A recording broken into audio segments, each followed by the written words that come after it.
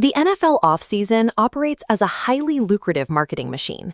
Franchises spend millions promoting new signings and draft picks, generating headlines that artificially drive up ticket sales and sports betting volume. Events like the draft sell us best-case scenarios. We see a rookie holding up a jersey and immediately project a deep playoff run. But acquiring shiny new roster pieces rarely translates to linear Week 1 improvement on the field. The excitement blinds us to the growing pains those players actually face. To evaluate these teams objectively, look at this comparison table, which we call the hype disconnect. On the left, we map the sky-high public expectation. On the right, we track the structural reality, the actual schedule, coaching shifts, and roster gaps that dictate performance. True optimization requires systemic stability.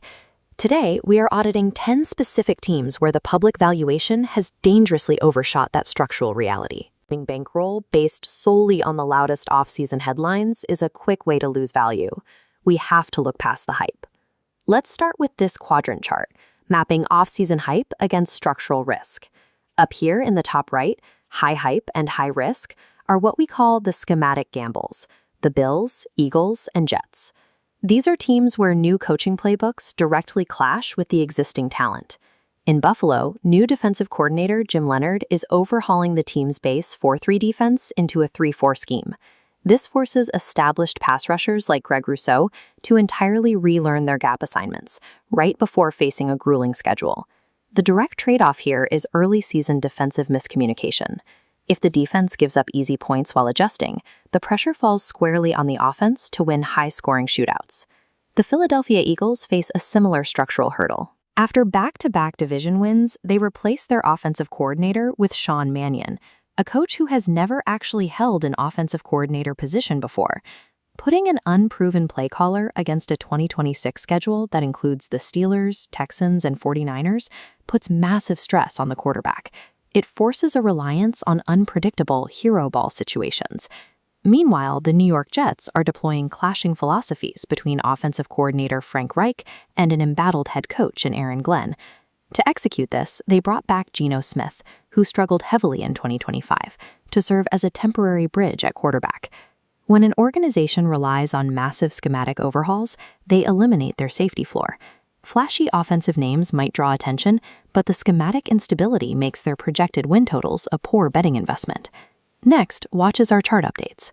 The Chiefs, Bears, Cowboys, and Panthers now drop into the high-risk zone for our second category, talent bleed and schedule traps. Kansas City illustrates this perfectly. They lost reliable veteran defensive backs like Jalen Watson and Trent McDuffie. They are replacing them with rookies right as they face one of the toughest primetime schedules in the league, including the Broncos twice and the Bills. For fantasy managers, a bleeding secondary means Kansas City will likely play from behind more often.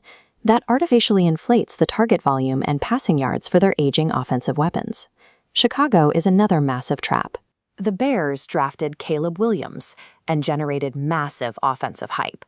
But their front office failed to add a single pass rusher during the offseason to support a secondary that already regressed in 2025. Without a reliable pass rush to pressure opposing quarterbacks, Chicago cannot successfully close out tight games against playoff-caliber opponents. Their real-world record will suffer as a result.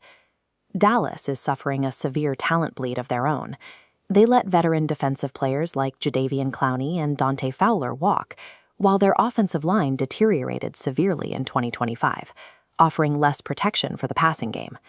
And in Carolina, the team added defensive upgrades, but they are relying on Bryce Young, whose play remains highly unstable. An erratic quarterback simply cannot survive a reloaded and highly competitive NFC South schedule. The takeaway here is clear.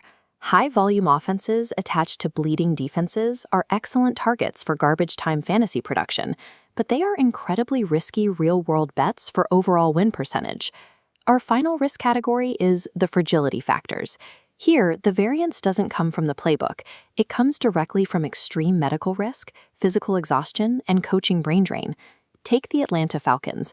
They have an elite young core of playmakers, but they tied that entire offense to newly signed Tua Tagovailoa and Michael Penix Jr., two quarterbacks with extensive, well-documented injury histories. Relying on fragile players at the most important position on the field creates a catastrophic floor. If the quarterback goes down, the consistency of the entire offense collapses instantly.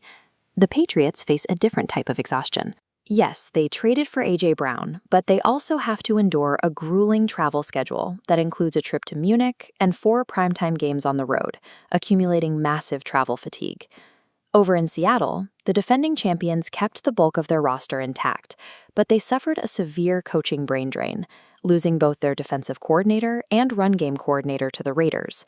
Continuity on the field means little if the architects on the sideline are gone. Investing in fragile or exhausted rosters guarantees high-variance outcomes. If you hold positions on these teams, you must heavily hedge your bets to protect against sudden drop-offs.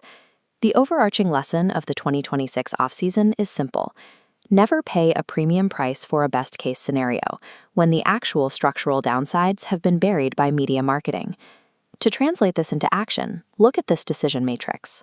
This lays out exactly how to handle these specific rosters based on our structural audit. For the fantasy optimizer, the primary rule is volume. You want to aggressively draft the offenses of the Bears, Chiefs, and Bills. Their defenses will struggle, which forces their offenses to throw late into the fourth quarter, racking up garbage time fantasy points.